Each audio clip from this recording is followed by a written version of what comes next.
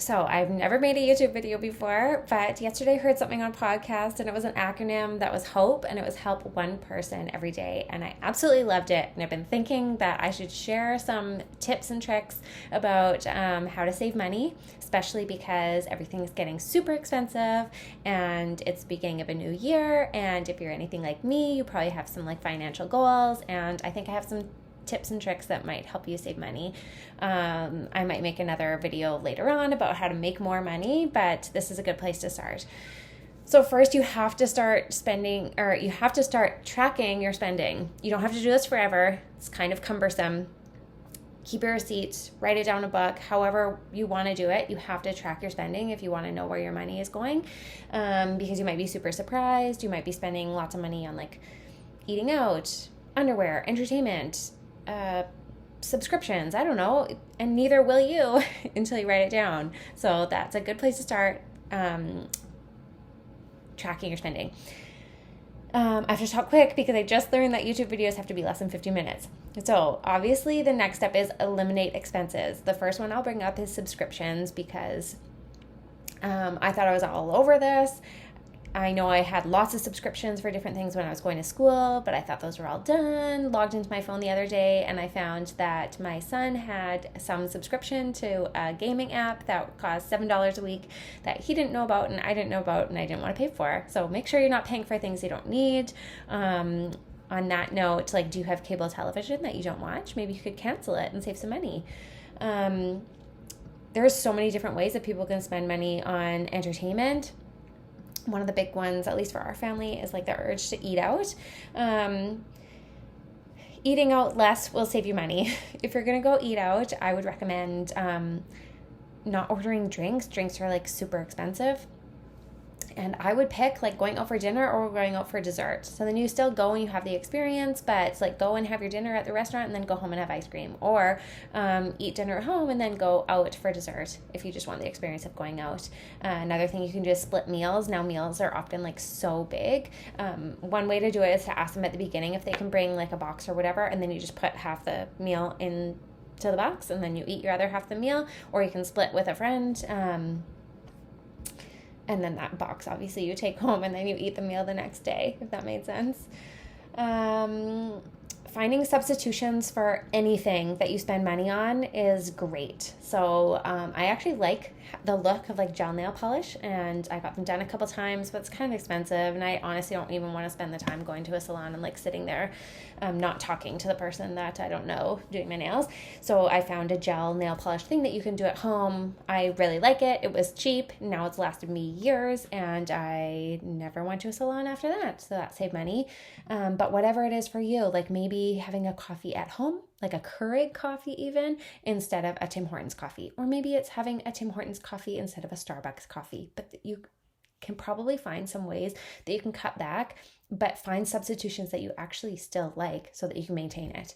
And maybe it's a brand. Do you like Old Navy? Like, have you tried Old Navy leggings? Maybe you like those more than Lululemon. Movie in versus movie out at a theater. Trying to do homemade pizza or buy the pre-made pizza and then have it in your oven instead of getting pizza delivered. Women spend lots of money on like beautifying. So can you dye your hair at home? If you have a solid hair color, you can probably dye your hair at home for $12 versus whatever hair costs now, like $200. Maybe you can do your own haircuts, or maybe get your hair cut less often, or whatever it is, whatever these substitutions are, you can probably think of some that you can make that you can maintain. I try to avoid marketing. I know that is like impossible. I'm not huge into social media, so I try to limit my time on social media. And then I try to not like go to malls and stuff, because you like go and walk around the mall and you see all these like cool things that you didn't even know were things, and like jeans, the way you didn't know that they made jeans now.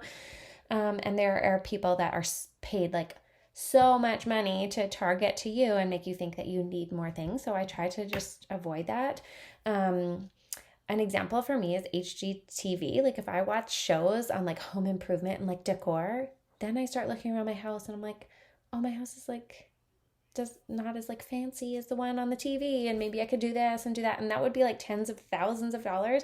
And I didn't think of those things until I watched the show with the shiny new things. So try to avoid the things that tempt you to want to spend.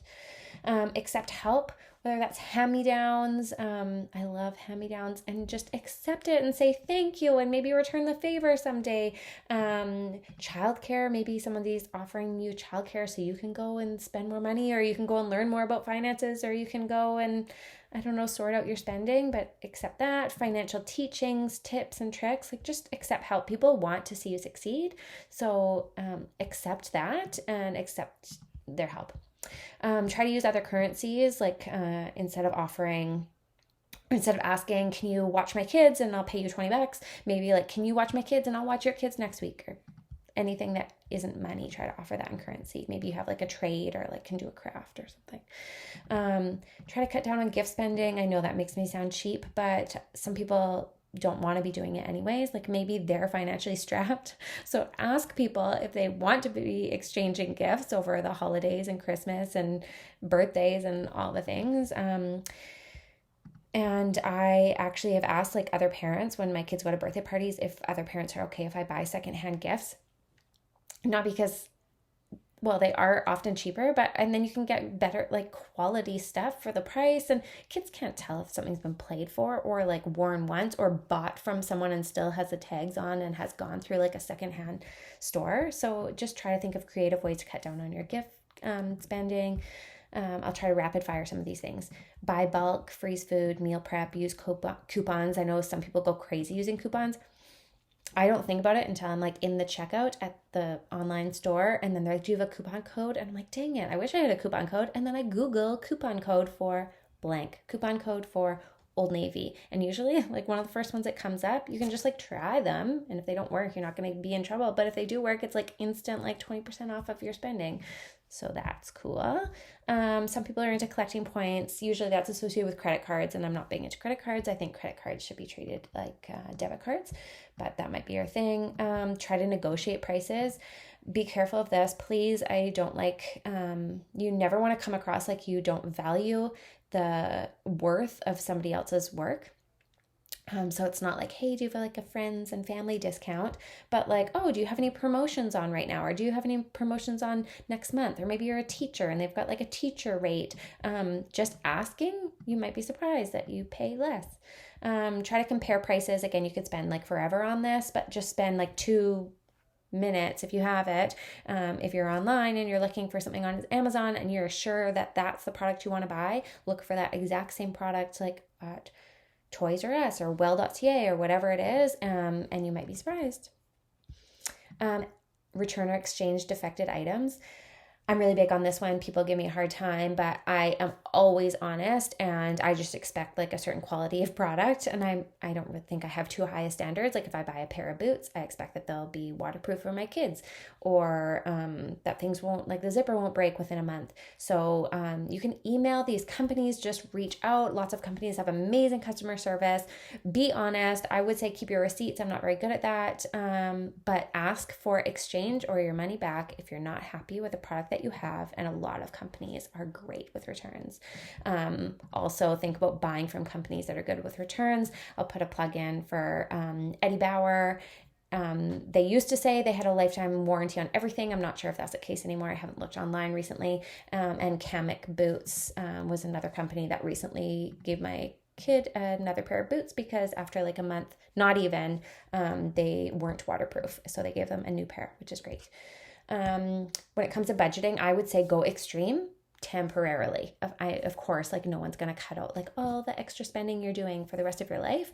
But if you can like go extreme for like a month or two, you might be like, oh my gosh, we saved so much money over these 2 months. Like I can maintain this, or I can maintain most of this or half of this. Like it will give you some momentum and encourage you to continue with the habits. So now I'm going to talk a little bit about like the mental part behind spending, which I actually think makes like the bigger difference over time. So some of the habits that I have, and I'm not sure where these came from, some of them I've just always done. So one is, how many hours did I or like my husband need to work for me to purchase this item? So did they have to work 2 hours so that I could get this like new pair of jeans? Like maybe, and maybe my old pair of jeans have a hole in the crotch and I want to get a new pair of jeans, and they would say that's okay and whatever. Like, you just go ahead with it.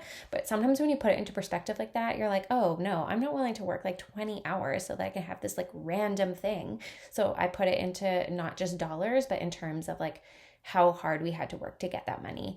And sometimes I go a step further. My grandparents and my husband's grandparents, when they passed away, they left, like, they had lots of grandkids, but they left a little bit of money. And I think about like how they had to cut in their frivolous spending and like sacrifice things just so I could have some money. So for me to go and like spend money frivolously doesn't seem like respectful of the sacrifices that they had to make, if that makes sense. I don't know, helps me. Sometimes I'm sure you guys have heard of like the latte factor, and it's because it's about like if you buy a latte a day, how much would that cost you over a year, and how much would that cost you over 5 years and like your whole life, and imagine if you had invested that money. So sometimes it's actually good to think about things like that, like especially if it's a habit, like going out for food. If you're spending like $100 and you do it twice a week, $200 a week, $800 a month, about $10,000 a year. That might not be your calculation. Maybe it's clothes, like $50 a week on clothes is about $2,600 a year. And then in 5 years, $13,000. And then this is not even incorporating like if you took that money and then invested it instead, or did it in like a education savings account for your kid where like the government matches it a bit or something like that. Anyway, I won't get into that, but sometimes it helps to think, if you maintain this habit over time, how much is it actually going to cost you? And a huge one is to stop saying I need. Like, you don't need another pair of shoes. You might really want another pair of shoes, but you don't need another pair of shoes. I'm sure of it. I think that it gives us a lot more gratitude if we realize like, oh, I want another pair of shoes. I don't need it, but I want it, and I'm going to get it. And then when you get it, it gives you a like different sense of gratitude because you treated yourself to something that you didn't need, but you wanted. And then I'll quickly try to wrap up or YouTube will cut me off. But I guess it's okay to compare to others. But you have to realize that, especially right now with like all the access to credit and everything, you have no idea what somebody else's financial situation is. So while you might be jealous of their jeans or their car or their house, you might not be jealous of their financial situation. They might be totally stressed, living paycheck to paycheck. A lot of the stuff in their home might not even be paid for. If you're going to compare yourself to people who appear or might have more than you, then make sure you also compare yourself to the rest of the world that likely has less than you. Like, to be honest, it's probably the top 1 or 2% of the world financially that's even going to like find and watch this video.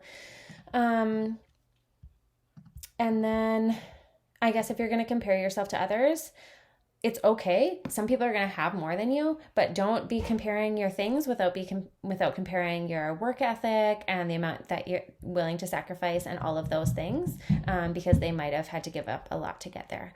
And I hope this has helped at least one person. I would absolutely love it if someone gave me like one little piece of feedback to tell me that it helped them save like $50 over a month, or like $500 over 5 months, or whatever it is.